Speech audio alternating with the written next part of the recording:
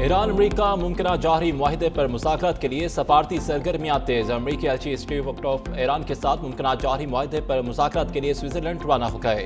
امریکی جریدے کے مطابق امریکی صدر کے داماد جیریڈ کشنر پہلے ہی سوئٹزرلینڈ موجود۔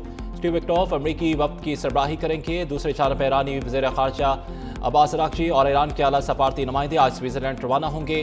ممکنہ مذاکرات میں قطری وفد بھی شرکت کے لیے سوئٹزرلینڈ میں موجود۔ جمعے کے روز ملتوی ہونے والے مذاکرات کے بعد دونوں فریقین کی جانب سے ملاقات کی حتمی تاریخ کا کوئی اعلان نہیں کیا گیا۔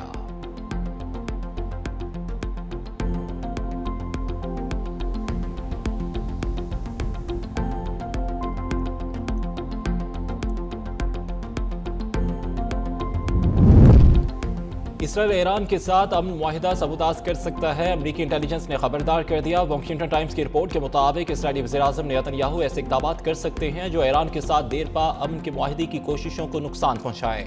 رپورٹ میں کہا گیا کہ اسرائیل حزب اللہ کے خلاف کارروائیاں جاری رکھنے کا ارادہ رکھتا ہے، جو ایران کے ساتھ ہونے والے معاہدے کے بنیادی نقطے یعنی کہ تمام محاذوں پہ جنگ بندی کے خلاف ہوگا۔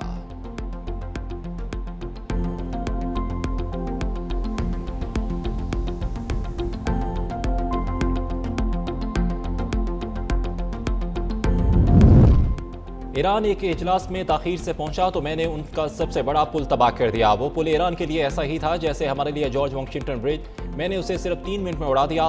میں نے ایک آیت اللہ کو شہید کیا اور دوسرے آیت اللہ کو زخمی کر دیا۔ شہید زخمی ہونے کے باوجود ہمت کا انہوں نے مظاہرہ کیا اور جو ان کی بہادری اور دلیری کا عکاس ہے۔ ایران کے ساتھ معاہدے کو امریکہ میں کافی مقبولیت حاصل ہے۔ میری مجتبیٰ خامنئی سے کوئی ملاقات یا براہ راست بات چیت نہیں ہوئی۔ امریکی صدر کی ایک مرتبہ پھر فیلڈ مارشل اور وزیر اعظم کی تعریف، کہا کہ شہباز شریف فیلڈ مارشل سید عاصم منیر بہترین انداز میں کام کر رہے ہیں۔ دو اعلیٰ ترین قیادتوں کے درمیان ایسا بہترین تال میل دیکھنا خوبصورت اور مثبت چیز ہے۔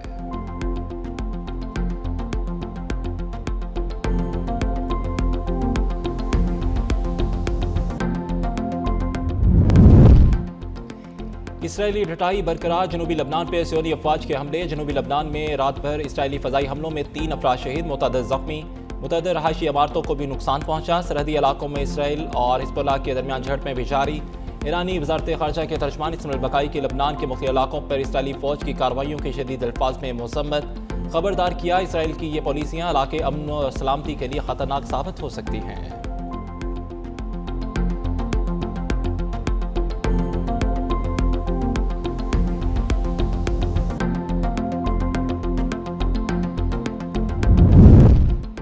IAEA کے معائنہ کاروں کو جوہری تنصیبات کے معائنے کی دعوت نہیں دی۔ ترجمان ایرانی وزارت خارجہ نے واضح کر دیا۔ اسماعیل البقائی کا کہنا ہے کہ ایران امریکہ کے درمیان مفاہمتی یادداشت کی شق 9 واضح کرتی ہے کہ 60 روزہ مدت کے دوران ایران کے جوہری پروگرام کی موجودہ صورتحال برقرار رکھی جائے گی۔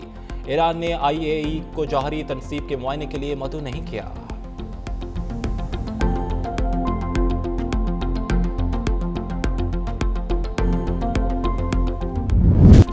مہنگائی سے صدائے عوام کے لیے بڑا ریلیف، پیٹرولیم مصنوعات کی قیمتوں میں نمایاں کمی کا اعلان۔ پیٹرول 74 روپے 28 پیسے اور ڈیزل 67 روپے 31 پیسے فی لیٹر سستا۔ پیٹرول کی قیمت 373 روپے سے کم ہو کے 299 روپے 50 پیسے، جبکہ ڈیزل 378 روپے سے کم ہو کر 311 روپے 47 پیسے مقرر۔ حکومت کی جانب سے لیوی میں رد و بدل بھی کر دیا گیا۔ پیٹرول پہ لیوی 40 روپے 49 پیسے کم، جبکہ ڈیزل پہ 19 روپے 71 پیسے فی لیٹر اضافہ کیا گیا۔ وزارت پیٹرولیم ذرائع کے مطابق مجموعی لیوی کی شرح میں تبدیلی کا مقصد مالی اہداف پورے کرنا ہے۔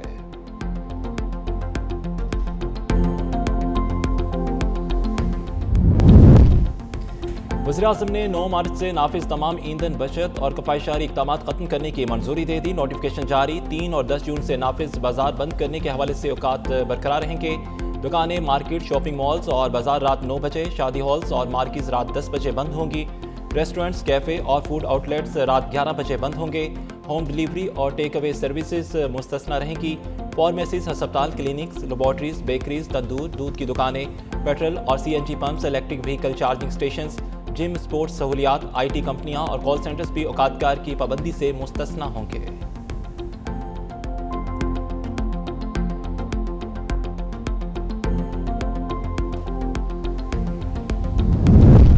وزیراعظم شہباز شریف اور سعودی ولی عہد محمد بن سلمان کا ٹیلی فونک رابطہ۔ وزیراعظم نے تاریخی اسلام آباد امن معاہدے پہ شہزادہ محمد بن سلمان کو مبارکباد دی۔ پاکستان کی امن کوششوں کی مستقل حمایت پر ولی عہد کا شکریہ ادا کیا۔ کہا سعودی عرب کی بھرپور حمایت سے ہی ایران اور امریکہ کے درمیان امن معاہدہ طے پایا۔ پاکستان خطے میں امن کے قیام کے لیے کردار ادا کرتا رہے گا۔ پاک سعودی تعلقات باہمی اعتماد، برادرانہ روابط اور مشترکہ مفادات پر مبنی ہیں۔ سعودی ولی عہد نے وزیر اعظم کو مبارکباد دی۔ فیلڈ مارشل عاصم منیر کی انتھک کوششوں کی بھی تعریف کی۔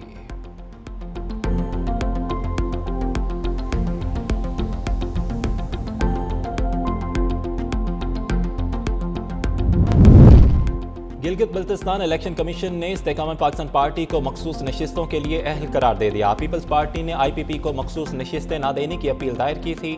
الیکشن کمیشن نے پیپلز پارٹی کی اپیل مسترد کر دی۔ ادھر گلگت بلتستان میں استحکام پاکستان پارٹی کے ارکان کی تعداد 5 ہو گئی اور جی بی 16 دیامیر سے آزاد نو منتخب رکن امام مالک کی استحکام پاکستان پارٹی میں شمولیت۔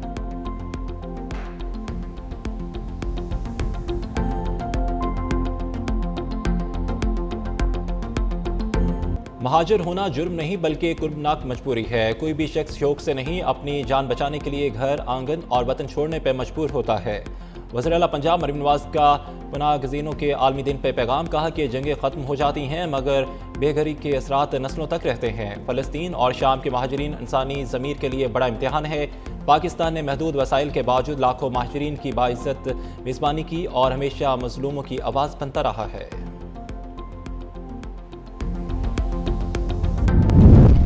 پاکستان اسٹاک ایکسچینج میں زبردست تیزی۔ ہفتہ وار رپورٹ کے مطابق ایران امریکہ امن معاہدے، نئے مالی سال کے بجٹ اور مانیٹری پالیسی میں شرح سود برقرار رہنے کے مثبت اثرات۔ سرمایہ کاروں کو 874 ارب 40 کروڑ روپے کا بڑا منافع ہوا۔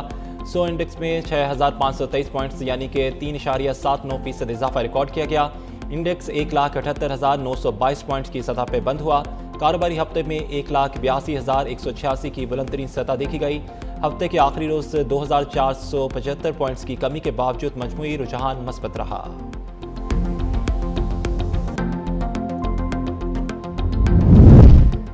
خیبر پختونخوا میں مالی نظم و ضبط سخت کرنے کی تجویز، خود مختار اداروں کی مالی خود مختاری محدود کرنے کا فیصلہ زیر غور۔ یونیورسٹیاں، ہسپتال اور دیگر اتھارٹیز بڑے مالی فیصلوں کے لیے محکمہ خزانہ سے پیش کی اجازت لینے کے پابند۔ مجوزہ ترمیم کے تحت تنخواہوں میں اضافہ، قرضہ، سرمایہ کاری اور نئی اسکیموں کی منظوری میں بھی خزانہ سے مشروط ہوگی۔ اور Khyber Pakhtunkhwa public financial management act 2022 میں اہم ترامیم پیش کر دی گئی۔ مقصد مالی شفافیت اور نظم و ضبط کو بہتر بنانا ہے۔